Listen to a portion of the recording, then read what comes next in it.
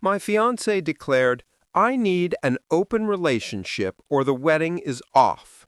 I replied calmly, "Okay, let's do it." Then I immediately set up 3 dates with her friends and flaunted my newfound freedom. She was shocked and begged to call the whole thing off. I, 32M, am, or rather was, engaged to Qley, 30F. We've been together for 5 years, engaged for 1. Wedding plans were in full swing.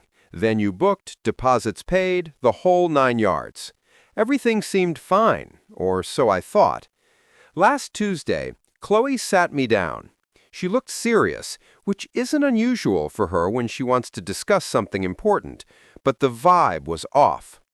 "Look," she started fiddling with a coaster. "I've been doing a lot of thinking about us, about what I need." I waited. My mind raced through possibilities. Cold feet? A problem with her family? "I need more," she finally said. "More experiences, more freedom. Before we get married, I need an open relationship. If we can't do that, then I don't think I can go through with the wedding." Silence. My brain just kind of stalled for a second. An open relationship? Now? 6 months before the wedding? I just looked at her. She had this expression like she was bracing for an explosion, or maybe expecting me to beg or plead. Instead, I took a breath, a really deep one. "Okay," I said, just like that. "Okay, Qley, if that's what you need, then let's do it. An open relationship it is." Her jaw literally dropped. I could see the calculations working behind her eyes. This was not the reaction she anticipated, not even close. "Wait, what?" she stammered. You're okay with this?" "Well, you said you needed it, or the wedding is off," I replied, keeping my voice even. "I don't want the wedding to be off because you feel trapped or unfulfilled. So yes, open relationship. We should probably set some ground rules, right?" She just stared, completely flustered. Yeah, ground rules, sure." But she hadn't thought that far. I could tell this was supposed to be her power play, her way of getting what she wanted by threatening the wedding, thinking I'd cave. She didn't expect me to call her bluffs so readily. "Great," I said, getting up. "Let's give it a think, and we can discuss terms tomorrow. I'm going to head out for a bit, clear my head." And I left her sitting there, looking like a fish out of water. The moment I was out the door... So, after Qley's bombshell about needing an open relationship or the wedding's off, and my immediate agreement, things got interesting. The next day, Qley was still acting weird, like she couldn't quite believe I wasn't throwing a fit or begging her to reconsider.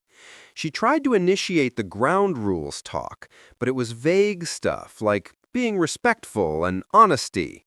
Standard, but also clear she hadn't thought this through beyond her own desires. I listened, nodded, and agreed to her very loose terms. No curfews, disclose if asked, use protection. Basic stuff. She seemed to think that her being the one to ask for this meant she'd be the only one acting on it, or at least acting on it first and with enthusiasm. Lol. Here's where it gets fun, or not fun, depending on your perspective.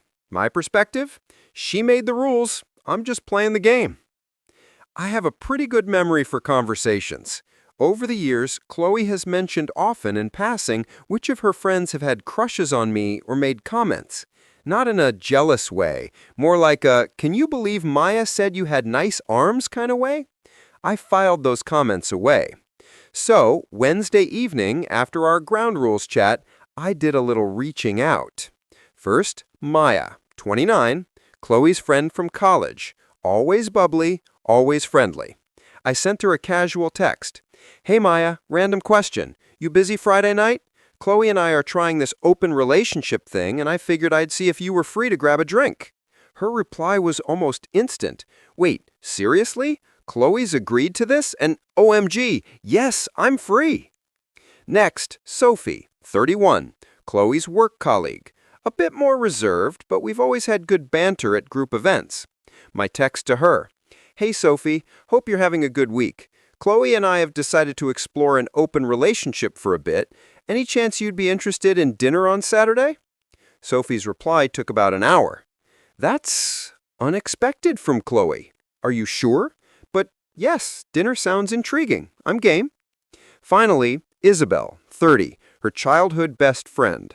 This was the boldest one because Isabel is quite outspoken. My text. Isabel, long time no see properly. Quick heads up, Qley and I are opening up our relationship. Wondering if you're around for coffee or something stronger next week.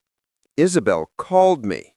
What in the actual... So, 3 dates lined up with her friends. I didn't say anything to Qley immediately.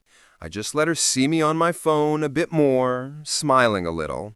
She kept giving me suspicious looks. On Thursday evening, I mentioned casually, "Oh, by the way, I've got a few plans this weekend. Just giving you a heads up." "Plans?" she asked, a weird edge to her voice. "What kind of plans?" "Just grabbing a drink with Maya tomorrow night, dinner with Sophie on Saturday, and maybe coffee with Isabel next week." I said it like I was discussing the weather. The color drained from her face. My friends? You asked out my friends?" "Yeah," I said. "Is that a problem? We're open, remember? Your idea." She sputtered, But I didn't think you'd actually, with them." "Why not?" I asked, genuinely curious at this point. They're attractive, interesting people, and they were available. She just stared at me, mouth opening and closing. The entitlement was rolling off her in waves. She clearly thought this open relationship was a one-way street, a free pass for her, while I was supposed to sit at home pining and miserable.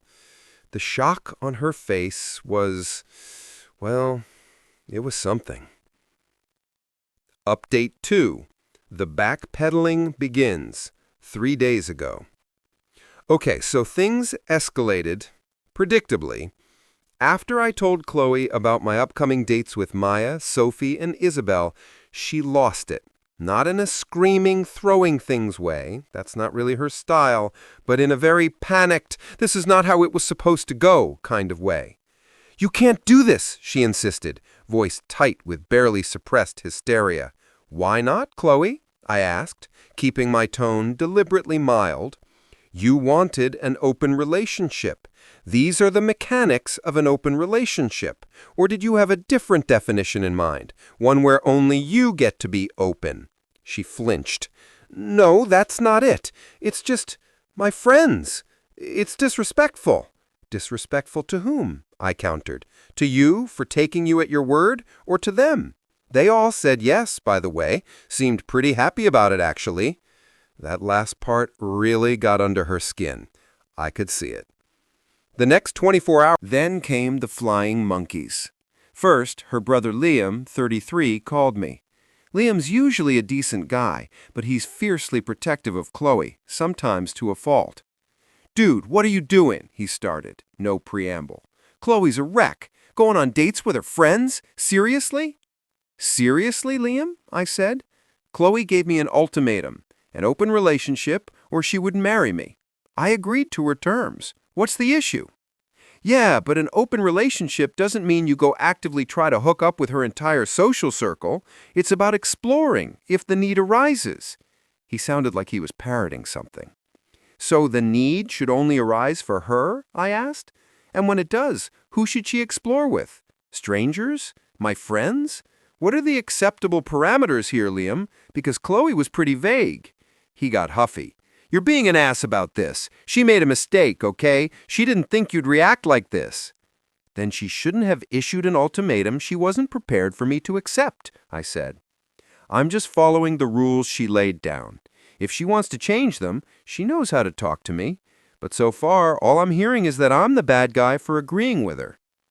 Liam grumbled some more about me not being fair and making things difficult before hanging up. Apparently, me being fair means I should just roll over and accept her demands without exercising the same freedoms myself. The entitlement is strong in that family. Qley then tried a different tactic, tears. When I got home from work on Friday, just before I was supposed to meet Maya, she was on the sofa, sniffling. "I can't believe you're actually going," she whispered, eyes red. Qley, I said, sitting down a small distance away. I'm doing what you said you needed. If you've changed your mind about wanting an open relationship, you need to say so. And if you do, we need to discuss what that means for the wedding, because your ultimatum was pretty clear. But I don't want this, she cried. I don't want you dating Maya or Sophie or Isabel. So you want to call off the open relationship? I pressed. Yes. No, I don't know, she wailed. I just want you to not go. That's not how this works, Qley, I said, standing up. You set the terms. I'm adhering to them. I'll be back later. And I left. The look on her face was a mixture of fury, despair, and utter disbelief. The date with Maya was nice. We had a couple of cocktails. She admitted Qley had been acting erratically lately and was surprised by the whole open relationship thing, but also said Qley had always been a bit of a grass. Qley was waiting up when I got home, arms crossed, eyes narrowed. So, how was your date? She asked, sarcasm dripping. It was pleasant, I said, keeping it brief. Maya's good company. Did you sleep with her? Qley, that's really not something I'm going to discuss in detail, just like I wouldn't expect you to detail your encounters. We agreed on disclose if asked, but not a full interrogation. It was a first date, a drink, that's all. She looked like she wanted to press, but I just went to the bedroom. The atmosphere was ice cold. Saturday dinner with Sophie is next. I have a feeling Qley's attempts to shut this down are only going to get more frantic. She really thought she could have her cake and eat it too, without me even glancing at the dessert menu. Update 3. Consequences and confrontations. Up to today. Well, the saga continues, and the entitlement levels from Qley have somehow managed to go even higher. My dinner with Sophie on Saturday night went ahead as planned. Sophie is sharp, and she pretty much called Qley's play from the get-go. She thought you'd fold, didn't she? Sophie said over appetizers. Qley loves the idea of being desired by everyone, but she wants you as her safe, stable backup. Ouch. But accurate. Dinner was great. Conversation flowed easily. Again, nothing physical, just good company. Sophie did mention Qley had called her earlier that day, trying to get her to cancel, feeding her some story about how I was misinterpreting things and acting out. Sophie, to her credit, told Qley that I'd been perfectly clear and that Qley was the one who'd initiated the open relationship idea. When I got home Saturday night, Qley was furious. This time it wasn't just panicked tears, it was anger. You're enjoying this, aren't you? You're deliberately trying to humiliate me. Qley, I'm literally just doing what you asked, or rather what you demanded as a condition for our marriage, I said, tired of the same circular argument. You wanted open, this is open. If you wanted monogamy, you shouldn't have issued an ultimatum saying otherwise. But I want us, she cried. I want you. I made a mistake, a huge mistake. Can't you see that? I see that you tried to manipulate me, I said, and for the first time, my voice was hard. You put a gun to the head of our wedding, expecting me to beg you to put it down. Instead, I said, okay, your terms, and now you're shocked that I'm actually following through. So that's it? She asked, her voice cracking. You're just going to keep dating my friends? You're going to destroy our relationship and my friendships to prove a point? Then came the big one. Her mother, Karen, let's call her that, it fits, called me on Sunday afternoon. I was expecting it. I am so disappointed in you, my name, Karen began, her voice dripping with condemnation. Qley is heartbroken. How could you be so cruel as to flaunt other women in her face, especially her own friends? Karen, I replied, trying to keep my patience. Qley told me she needed an open relationship or the wedding is off. I agreed to her terms. I am respecting her stated needs. But she didn't mean it like that, Karen insisted. She was just confused. Young women get confused before their weddings. You should have been the bigger person, reassured her, not taken her literally and run off with her friends. The sheer audacity. So I was supposed to psychically discern that her explicit ultimatum wasn't what she really meant? And being the bigger person involves letting her dictate terms that only apply to her? I don't think so, Karen, I said. Qley is an adult. She made an adult decision, and she's now seeing the adult consequences of that decision. Karen huffed about how I was immature and vindictive and how I was ruining everything. She said Qley was now saying she wanted to call off the open relationship and the wedding because I had betrayed her trust by, checks notes, doing exactly what Qley had insisted upon. The mental gymnastics are Olympic level. Qley herself has been alternating between sobbing apologies, angry accusations that I've planned this all along to get out of the wedding, lol, what? And desperate pleas to just make it stop. She said she wants to call off the open relationship. Okay, I said, we can call off the open relationship, but Qley, the ultimatum you gave me, that's not something I can just forget. You were willing to end our marriage over this supposed need. What happens next time you feel confused or need more? She had no answer, just more tears. My date with Isabel is tomorrow, Tuesday. Isabel texted me this morning, heard the drama's epic. Still on for that drink? I'm bringing popcorn, metaphorically speaking. I am still calm, but underneath, yeah, there's a part of me that's just done. This wasn't a simple miscommunication. This was a calculated move by Qley, expecting me to crumble. Her shock isn't that the relationship is open, it's that I'm participating. The wedding is looking less and less likely, not because of the open relationship, but because the trust. My drink with Isabel happened. It was enlightening. Isabel is incredibly blunt. She basically confirmed what Sophie hinted at. Qley has a history of this kind of thing. Testing boundaries, wanting what she can't have, and expecting others to adjust to her whims. Isabel didn't hold back on her opinion of Qley's ultimatum, calling it incredibly stupid and selfish. We actually had a decent time. No romance, just a very honest conversation. Isabel did say she was surprised I called Qley's bluff so thoroughly. Most guys would have either freaked out or just sulked, she commented. After that meeting, I sat Qley down. No more games, no more tears from her side being the main event. Qley, I started, this whole open relationship thing, you said you wanted to call it off. I agree. It's off. A flicker of hope in her eyes. But, I continued, the fact that you issued that ultimatum, open relationship or the wedding is off, that's the real issue here. You were ready to throw away 5 years, our entire future, because you supposedly needed this. And when I called you on it, your only problem was that I was also partaking, not that the premise itself was damaging. She started to interrupt. But I didn't mean for you to— It doesn't matter what you meant for me to do, Qley, I cut her off calmly but firmly. It matters what you said, what you demanded. You showed me that you're willing to detonate our life together on a whim or as a manipulation tactic. I can't build a marriage on that foundation. So yeah, I told her the wedding is off. For real this time. Her reaction was a lot. First disbelief, then anger.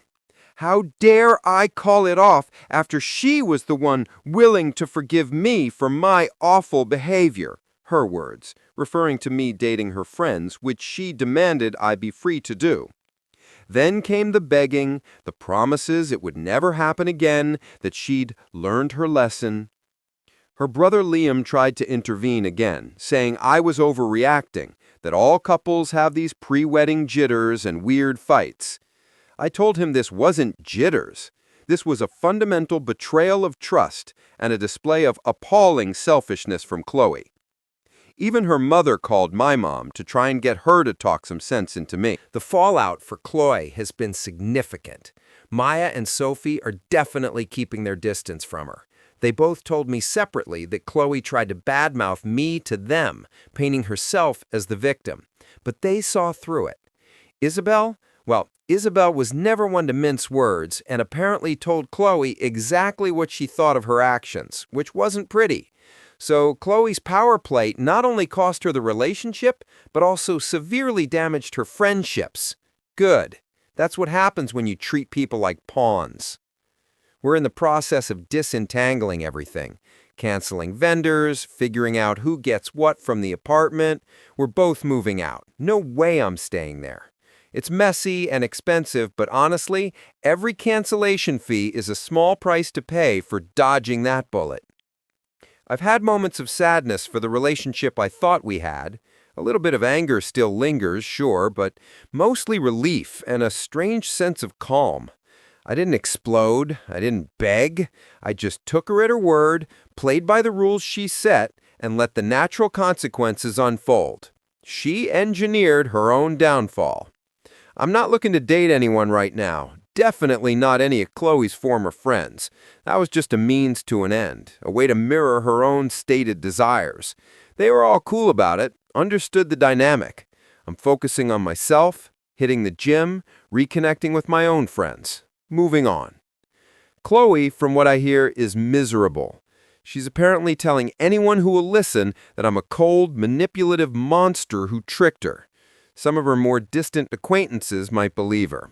Her family, predictably, supports her narrative, but the people who mattered, the ones who saw it unfold or were directly involved, they know the truth. She gambled, she lost. End of story. Thanks for letting me vent, Reddit. It's been weirdly therapeutic laying it all out. Onwards and upwards, I guess.